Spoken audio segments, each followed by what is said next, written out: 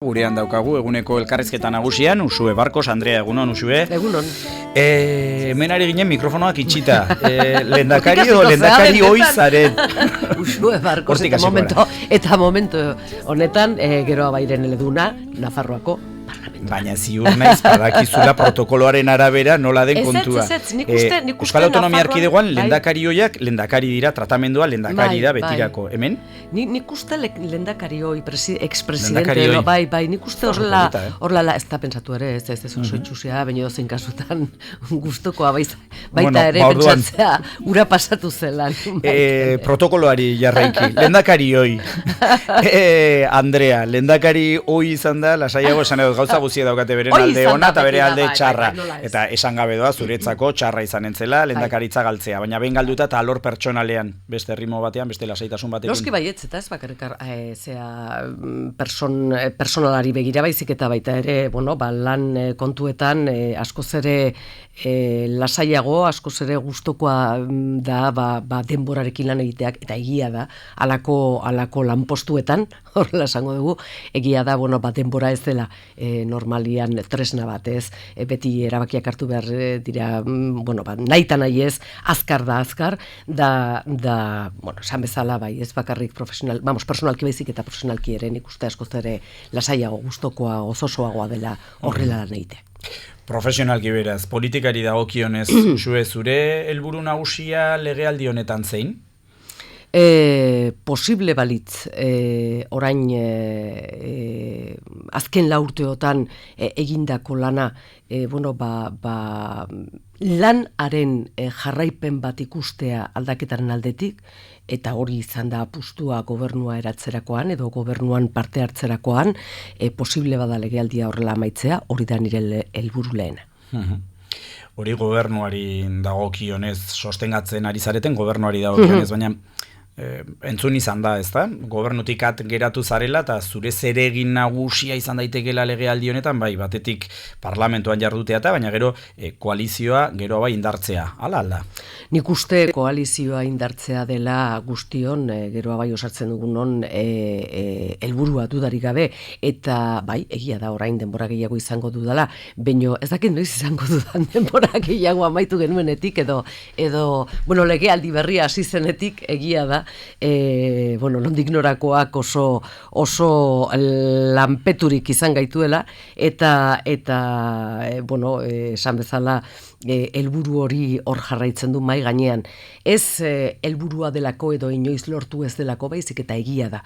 Egitura batzuk eta infrastruktura batzuk behar dituelako, nik esango nuke proiektu guztiak behar dute alako sendotzeko momentu bat, eta nik uste hori dela edo hau dela geroa bairen sendotzeko momentua proposena.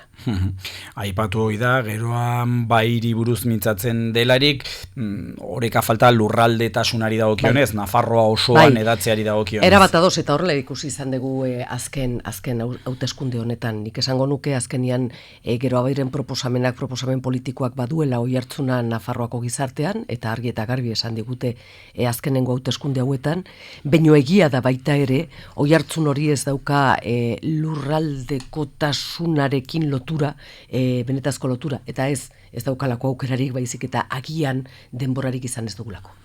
Zer moduz barne orekak, aiotaren, zabaltzenen, independenten artean? Orekak beti orekak dira, eta dudarik gabe orekak beti bere momentu, ezakit nola esan euskeraz, eferbestenteago dauzkate, ez, askotan, eta izan ditugu nola ez, eta izango ditugu nola ez, eta asmatuko dugu gauzak ongi egiten, eta beste batzutan ez, baino argi eta garbi hor proiektu politiko bat dago nik uste non Nafarroako gizarteari begira aukera ederra dela gauzak eratzen eta gauzak egiten jarraitzeko, eta hortan jardungo dugu. Oreka horietan rol garrantzitsua jokatu izan duen gizona, ez dakit galtzen duzuen, baina behintzat Madrilera dijoa, Koldo Martínez, horrek desoreka eragin dezake? Ez da pensatu ere, eta Koldo Martínezen paperan ikuste oso garrantzitsua dela baita ere proiektua indartzeko kasu honetan Madrilen. Ez bakarrik Nafarroako gobernu, egun den gobernuaren beste ahots bat eramateko Madrilera, Nafarroako gizartearen beste ahots bat eramateko gizartera Madrilera, gogorarazi behar dut azken legealdi honetan ez dugula aukerarik izan Nafarroako diputatu bat eramatea, edo Nafarroatik Madrilera diputatu bat eramatea euskaldun zein, nik uste garrantzitsua dela baita ere gure Nafarroaren, gure nortasun politikoaren beste ahots bat eramateko, aukera daukagu oraingo honetan, datorren azaroak 10ean, baino egia da, zentzu horretan ez dugu koldo galtzen, baizik eta koldo baita indartzen du Madrildik Gero Abairen proiektua. Legealdi honetarako zure zereginez ari gara, urrengorako ere asmorik bai? Hau da, Usue Barkosek segituko du urrengo legealdian ere? Ez, eta gainera jakin badakit politikan ausartu berzarela, inoiz ez esaten hori da ausardi honen, hau da, ez dakit zer gertatuko den 4 urte barru, ez dakigu 4 urte irango duen legealdiak berak, ez dakigu ez. Eta azkenian, ni neuk esango dut, noski baietz, azkenian nire buruan ni neuk kokatuko dut, baino nola ez, baita Gero Abaik erabakiko du zein den momentu horretan, eta ezakiku oraindik esan bezala 4 urte barru edo ez, noiz izango den Gero Abaik erabakiko du zein den bere apustua. Posible da? Usue Barkosik gabeko Gero Abai? Nola ez, eta nik uste argi eta garbi ikusi dugula zenbait lekutan, ez? Ikusi dugu ez bakarrik zenbait herritan, baizik eta ikusi dugu baita ere zenbait proiektuetan, eta ikusi dugu adibidez, Gero Abain parte hartzen dutenen politika egiteko beste modu bat ikusi dugu bazakit, azken egunotan izan diren momentu politiko oso berezi batzuetan, besteak beste Nafarroako federazioen, udal federazioaren hautaketetan, hor Pablo Azkona izan dugu, personai oso beharrezkoa Pablo Azkona egun da Gero Abairen edo Gero Abairekin parlamentarioa. Esan bezala, azkenian siglek edo eta izenek edo ez dira azkenian elementu garrantzitsuenak edo tresnak berez, ez? Baizik eta lan egiteko modu bat, eta nik uste hor, Gero Abaik asmatu duela edo erakutsi duela Nafarroan politika egiteko beste modu bat. Tira, ineko nioke arestian solte utzi duzun ari bati. Esan duzu, baldin eta legealdia amaitzen bada, edo baldin eta legealdiak 4 urte irauten badu. Ala izanen alda, ala izanen alda, zer espero duzu? Ez da nire esku, eta lehen esan dizut, eta gainera elkarrizketaren hasieran. Nire esku balitz amaituko genuke, nik uste benetan, agian... pasaren legealdian agian pixkat pesadika izan naiz askotan egonkortasuna aipatzen eta kasi gora aipatuz, eta baino egia da oso beharrezkoa dela politikan, eta ni ez naiz batere konforme momentu honetan Espainian gauzak egin diren moduarekin, ez da pentsatu ere, azkenian erantzunkizunez argi eta garbi agertu da, eta alderdi guztien aldetik, edo erantzunkizuna bereziki izan duten alderdien aldetik, eta Nafarroan aldiz nik uste beste gauza bat ikusi dugula, eta orain, bideratu behar dugu Gero Abairen eskutik eta nire eskutik baita ere, egonkortasun hori beste modu batean bultzatu, ez? Eta lortu behar dugu, baino posiblez bada ere, tinkotasun osoz, eta ziurtasun osoz, kontrakoa esanen dugu, dudarik gabe. Aurreko legealdiaz eta honetaz ari zara, haien arteko antzekotasunez desberdintasun bat, joan den legealdian etzen koalizio gobernurik izan, honetan bai, zergatik? Eta hori Gero Abaik hasieratik eskatu zuen. Bai, eta nik ez nuen esan pasaren legealdian koalizio gobernu bat edo gobernurik ez nuela nahi. Argi eta garbi esan nuen pasaren legealdian kuota gobernu bat, kuotaz jositako gobernu bat ez nuela nahi. Eta legealdi honetan gauza bera proposatu nion, ura bideratu behar zuenari eta Txibite presidenteari. niretzat, da ezakita, apustu txarrena argi eta garbi, ze azkenian, beste zenbait gobernu txiki, ez, egiten dira.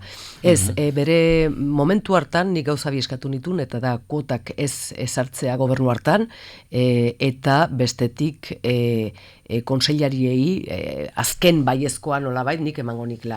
Eta azkenian erabaki zen kuotekin zer ikusi ez zuen gobernu bateratzea, baino horretzen nire inposaketa bat edo nire proposamen bat, baizik eta gauzak horrela eratu zirela.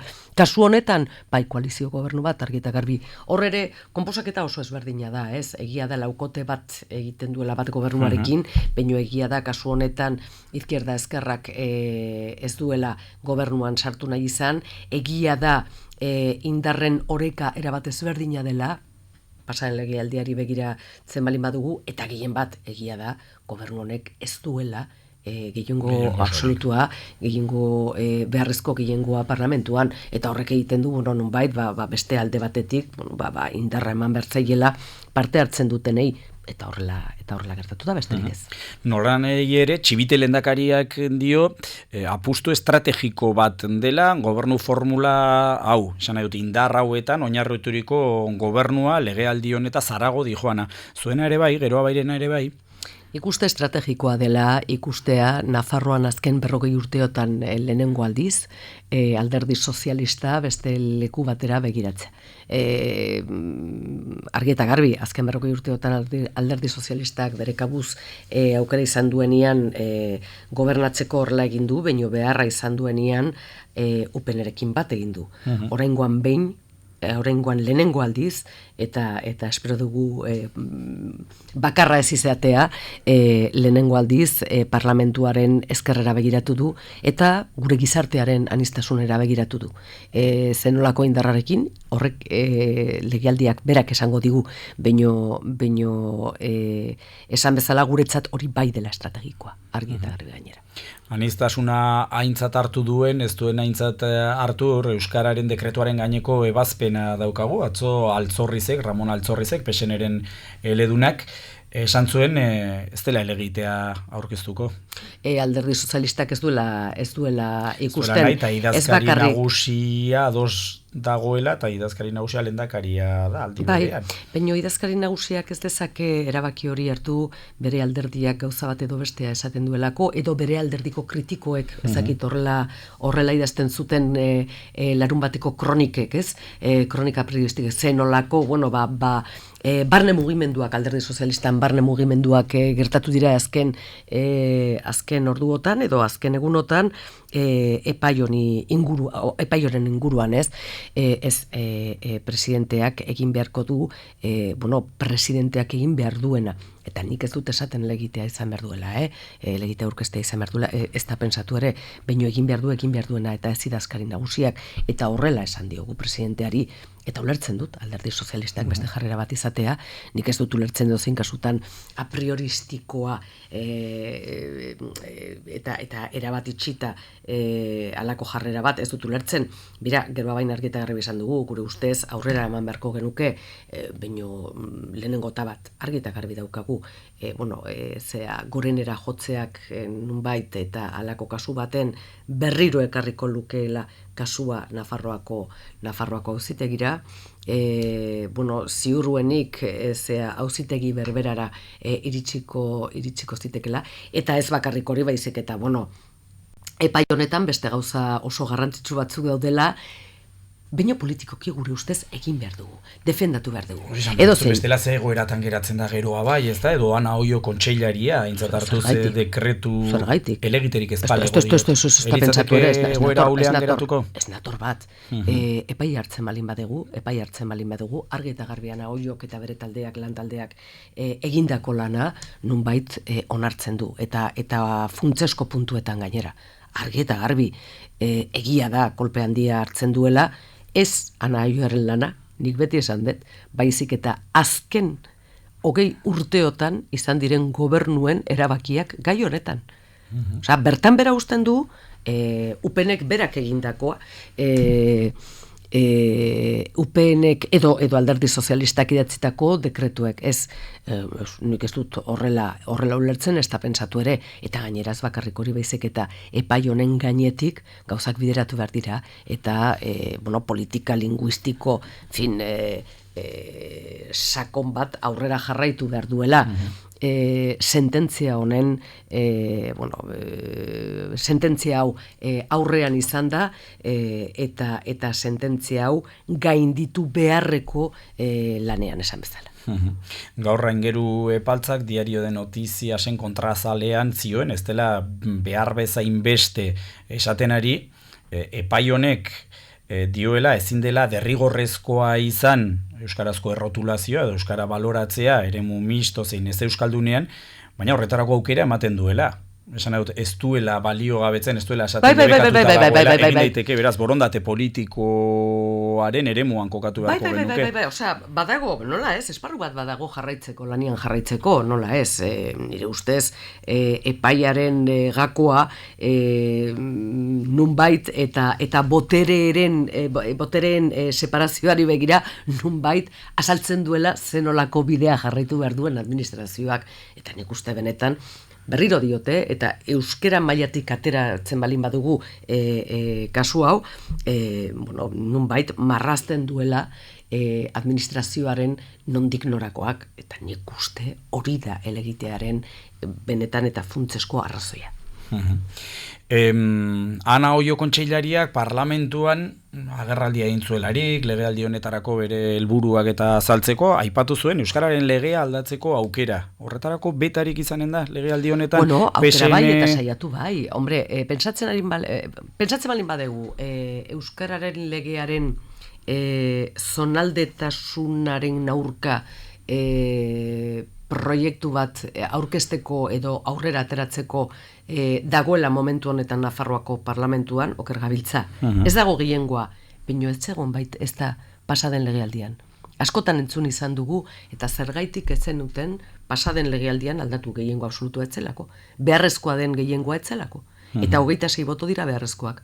Momentu hartan, nik uste izquierda ezkerrak argi eta garbi esan zuela, berien ezezkoa eman argi eta garbi eman zutela berrien ezezkoa, binoz bakarrik hori beste zenbait edo Podemosen ere baziren, hor kontrako jarrerak, binoz inkasutan etzegoen beharrezkoa den gehiengoa ez da legealdi honetan. Orduan, legearekin gai izan behar gara, legea adosteko momentu honetara.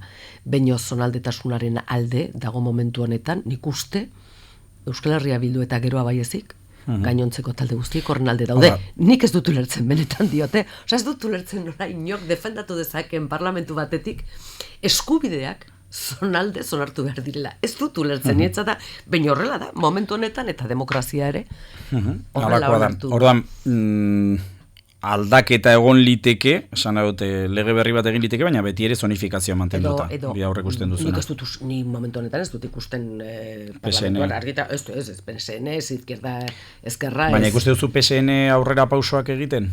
Saiatuko gara denok elkarrekin egiten, nik uste, nunbait, beida, akordio programatikoan argi eta garbi esaten da euskararen dekretu madarikatu horren beraientzat ez izan da eta pasaren legealdian izan da legealdi osoan, aukera utzi zioten, akordio programatikoan esan bezala, aukera utzi diote, momentu honetan epaien zain, epaiaren ondorioz bideratu behar diren gauzak bideratzeko.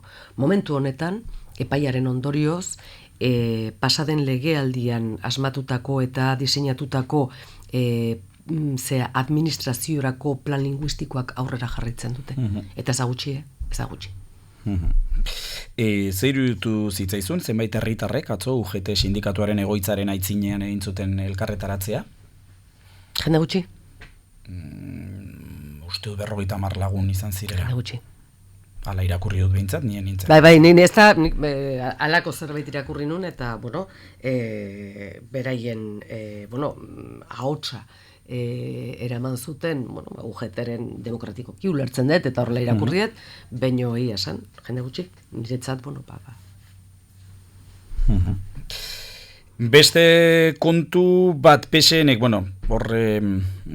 aurrekoan parlamentuan atea zabaldu zion Navarra Sumaren ikurren lege berriaren tramitazioari, nola hartu zenuen? Bai esan, ez bakarrik sorpresaz baizik eta nik uste koherentzia gutxi duela Alderdi Sozialistaren jarrera hori, ez? Horrela dirazi nien bere momentuan, 24 ordunenago komentatu ziguten, jakinaren gainean egoteko eta egia da koherentzi eza. Ez dauka zentzu askorik gobernuak berak lege proiektu baten kontra egin ondoren gobernu hori sostentzen duen edo mantentzen duen edo kasu honetan gainera lideratzen duen alderdiak baiezkoa ematea. Baina, nik uste halako momentuetan, hau da kanpaina elektoraletan, koherentziezak beti daukala. Horri begirako keinua izanen da bakarrik, gero argi dago lege hori ez duela onartuko? Ez, nik uste argi eta garbi esan zuela Alderdi Sozialistak eta bere bozeramaleak parlamentuan sanzio erregimenak entzen balin badute, onartuko dute legea, beste nazezezkoa izanen du. Nola da gustazu? Navarra Suma, ari da Euskararen kontura, ari da ikurren kontura, joan den legealdian bezala, baina... eman ditu 4 urte oposizioan, eman ditzake beste 4. Horrela jarritzen du, emango ditu beste asko, nik uste,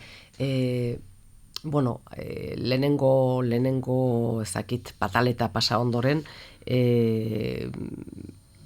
pentsa ezagun, azkenian Nafarroako parlamentuko 140 daukala momentu honetan eserlekuak bideratzen balin baitugu, eta horrek erantzunkizuna handia da. Ez dut esango eserleku bat erantzunkizun gutxiago bat duenik, baino bai egia da azkenian indar horrek ematen dizula nunbait beste erantzunkizun bat. Nik ez dut ulertzen zergaitik jarraitzen dute kontrako oposizio horretan, ez. Aukera dauka Javier Esparzak eta aukera daukate beraiek beste oposizio asko finago bat bideratzeko. Zergaitik ez duten egiten, ezakit asmatzen ez dakitelako, ez dut uste, ezakit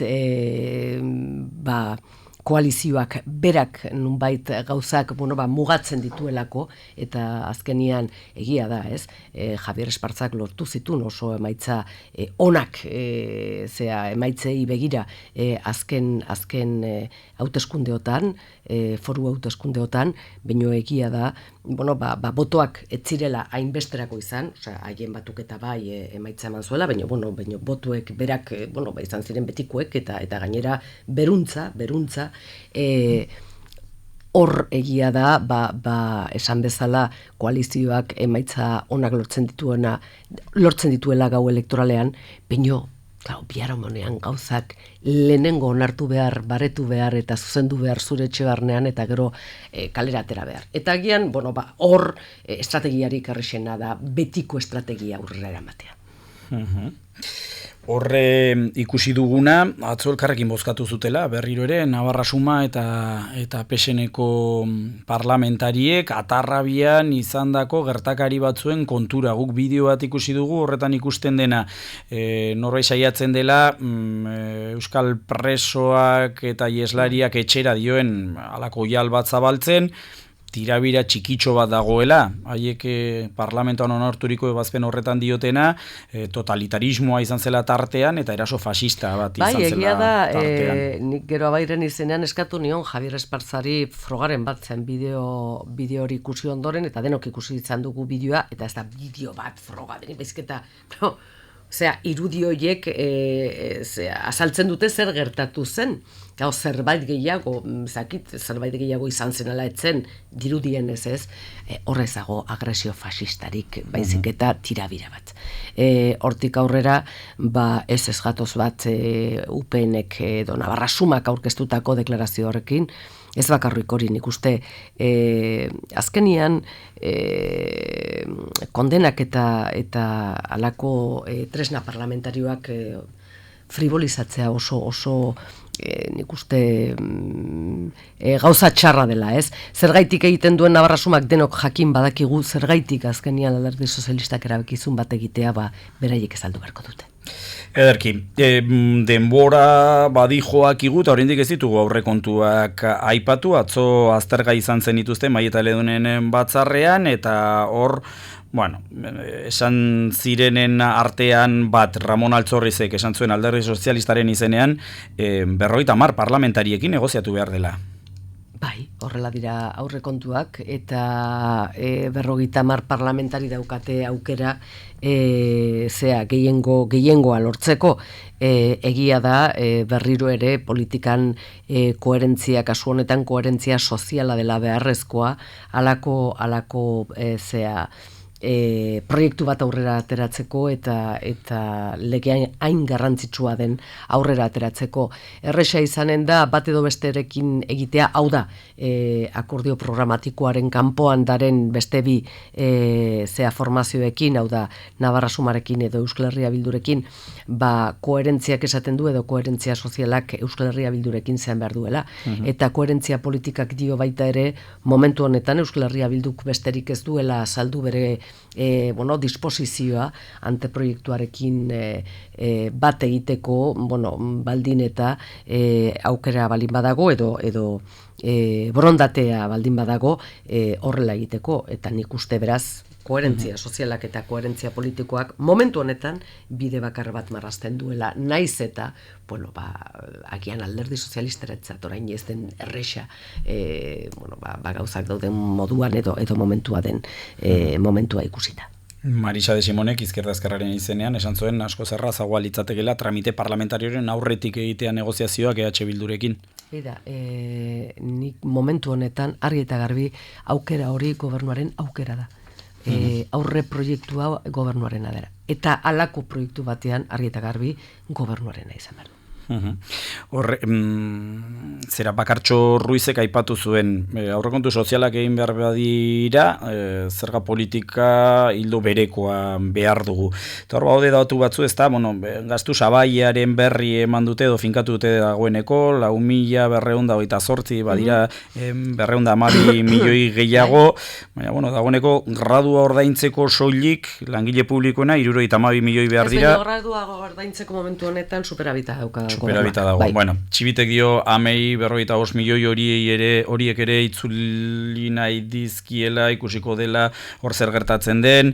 13 kontseilaritza daude, Ogasun kontseilariak iragarri du zera ondare enpresarialen gaineko zerga ezabatuko duela, eta tipoa jeitsiko dizkiela errenta basu eta ertainei, hori guzia uztargarria da, mantak ematen du. Hor politika egiteko aukera ederra daukagu, gauza bat da konpromesu hauek guziak momentu batean eta bakarrean aurrera eramatea, eta beste gauza bat da argi eta garbi gainera gauzak kalendarizatzea eta eramatea aurrekontuen eskutik, baino egia da, bai, aurrekontu sozialak politika edo zerga politika sozialak behar dituztela baita ere. Ez bakarrik nator bat, baizik eta horrela egin behar dela. Konbo ikaragarria sartu dizut azken galderan denborarik ezken duenako, barkamenak eskatzea izizut horregatik, eta eskertzea izut gurera hurbildu izan, Jose Barkos, estimatua dago. 1, 2, 3, 4! Metropoli Forala, Euskal Herria irratian.